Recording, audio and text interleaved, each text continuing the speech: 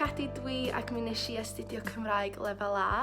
Dwi ar hyn o bryd yn astudio Ffrangeg a Sbaeneg ym Mhrifysgol Caerdydd ac yng nghanol yn Rhydydd flwyddyn. Ac felly dwi draw yn Alicante, Sbaen ar hyn o bryd yn astudio yn fama. Mae'r ysgolheigion yn dweud bod dysgu dwy iaith yn hwyluso llawer ar ddysgu trydydd. Ac wrth gwrs mae hynny'n agor llawer i ddrws eto. Ac yr wythnos diwethaf, darllenais bod yr iaith Gymraeg yn un o'r 10 mwyaf poblogaidd gan ddysgwyr yn y byd. Dyna pam mae astudio'r iaith mor bwysig a mor berthnasol heddiw.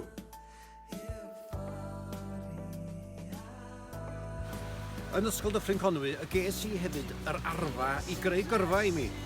A'r arfa hynny, geiriau Cymraeg. Yn fy ngwaith bob dydd dwi'n uwch ddarlithydd addysg ym Prifysgol Metropolitan Caerdydd. Dwi hefyd ar ganol ysgrifennu fy noethuriaeth drwy gyfrwng y Gymraeg. Dwi rwan erbyn hyn yn gweithio i Cyngor Gwynedd a dwi'n gweithio ar hyd a lled Gogledd Cymru, felly mae y Gymraeg yn hanfodol yng ngwaith i o ddydd i ddydd.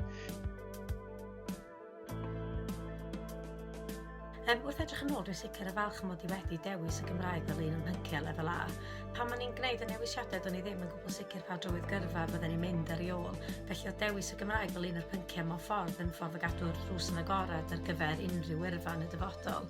Ac os da chi wedi gwneud lefel A Cymraeg, mae o'n agor drysau chi ym mhob agwedd ar y fywyd cyhoeddus yng Nghymru, enwedig rwan fel mae Llywodraeth Cymru'n anelu at filiwn o siaradwyr fydd isio mwy o arbenigwyr Cymraeg. Mi faswn ni'n, os da chi'n cysidro, mynd i fewn i'r maes gyfreithiol yn eich annog chi gysidro y manteision o ddilyn cwrs Safon Uwch yn y Gymraeg. Nid yn unig am y rhesymau dwi newydd i crybwyll, ond hefyd achos bod chi'n meithrin y sgiliau hanfodol i gyfreithiwr. Mae astudio lefel A yn y Gymraeg wedi bod o fydd mawr i fi. Nes i ddysgu gymaint o sgiliau gwahanol, o sgiliau llafar i sgiliau ysgrifenedig. Mae di neud fi feddwl yn fwy creadigol a dadansoddol, oedd yn help mawr i fi yn coleg. Nes i fynd ymlaen i astudio troseddeg yn Prifysgol Caerdydd drwy gyfrwng y Saesneg, ac mae'n dangos fedrwch chi wneud wbeth ydych chi eisiau fel lefel A yn y Gymraeg. Dwi'n meddwl bod gwneud lefel A yn y Gymraeg yn rhoi'r sgiliau pwysig hynny i rywun, y gallu hynny i ysgrifennu, i gwblhau adroddiadau ac yn y blaen yn gywir yn y Gymraeg, ond hefyd y gallu yna i gyfathrebu, i fynegu barn, i rannu gwybodaeth a chyflwyno'n hyderus yn y Gymraeg. Felly, yn sicr wrth edrych yn ôl, byddwn ni ddim yn meddwl dwywaith cyn dewis y Gymraeg fel pwnc lefel A pe bawn ni'n cael y cyfle unwaith eto. Mae o wedi yn bendant rhoi y sgiliau cyfathrebu cywir i mi ar lafar ac yn ysgrifenedig. A hefyd, mantais mawr i fi yng ngwaith bob dydd gyda'r gwaith teledu a gwaith radio wrth sylwebu ydy'r gallu i'w wrando ag ymateb i farn eraill wrth fynegu safbwynt.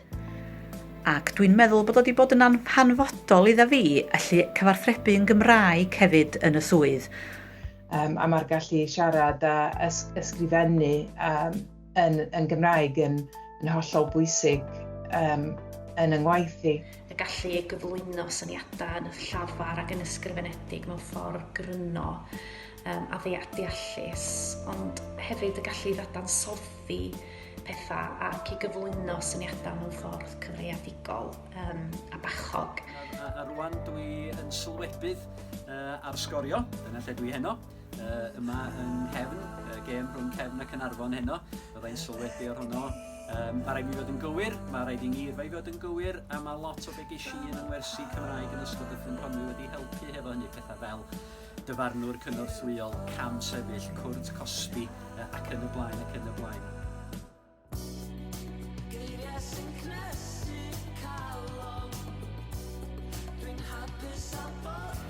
Beth y Gymraeg a chi yn bell. Am fwy o gyfleoedd yn eich gyrfa a'r dyfodol, dewisiwch y pwnc Cymraeg.